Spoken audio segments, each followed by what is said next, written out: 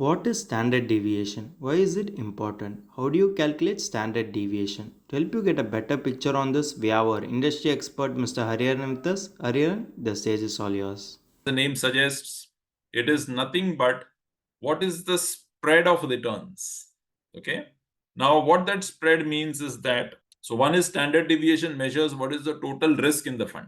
What is the total risk in the fund? It measures the volatility of the fund. So I'm sure, let me give a very simple example. Many of us would have, when we were young, played on that swing, Jula swing. The swing that you and I perhaps played were small ones, right? Which would go from, say, this part to this part, right? So if you were sitting in that swing, you were enjoying that swing, the risk was very limited in the sense that even if you fall from the swing, you might just get some bruises or in the worst case, some fractures. Compare that with the swings that you today go into some of those play games, play zones.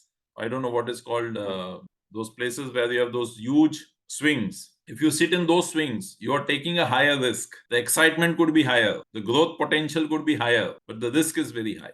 So if you compare that swing can go from so high to so high. So the spread of that string coverage is so much, okay, compared to the smaller swing, which will only cover this much. So therefore, when you look at it, when we talk of standard deviation, it is the volatility or the spread of returns. Longer the spread, higher is my volatility, higher is the fluctuation. Smaller the spread, smaller is the volatility, smaller is the fluctuations, lesser is the risk. So from an investment perspective, let us look at this. You look at a fund and you say that the fund has delivered 12% return in the last 3 years. And this fund has a standard deviation of 6%.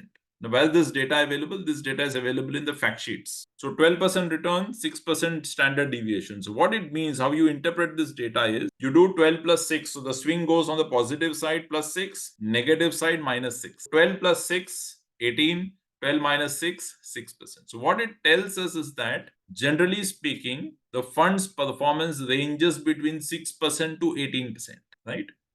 Now this 6% has no value unless you compare it with somebody else. So if I have another fund which is 12% return but 10% deviation, what it means, 12 plus 10, 22 on the right hand side, 12 minus 2, 2 on the left hand side. So this fund will deviate from 2 to 22. The one that you're seeing on the screen will deviate from 6 to 18, which means this fund is more stable as compared to the other fund. This fund is less fluctuating, less volatile as compared to the other. And that is what standard deviation captures. It's a measure of the risk in the fund. What is the extent of volatility in the fund? And therefore, when you select funds, remember the concept that higher the standard deviation, higher is the fluctuation, higher is the volatility, higher is the risk. And therefore, when you want to select funds, first important point, compare within the same category. So if you're looking at a large cap fund to select from, you'll have to look at all large cap funds and their standard deviation. If you compare the large cap fund deviation with the small cap for standard deviation, small cap is assumed to have higher standard deviation. That's incorrect. You have to compare apples with apples. And once you have compared, select the fund which is the lowest in terms of standard deviation, because you don't want fluctuations. You don't want too much of volatility.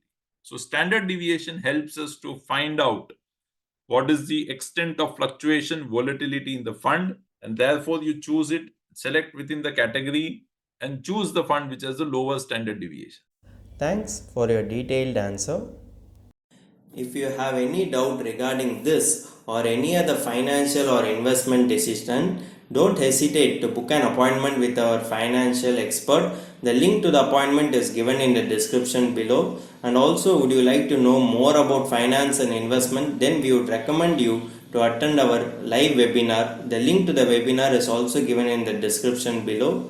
The webinar is absolutely free. If you like this video, hit like, and if you are new to our channel, please do subscribe.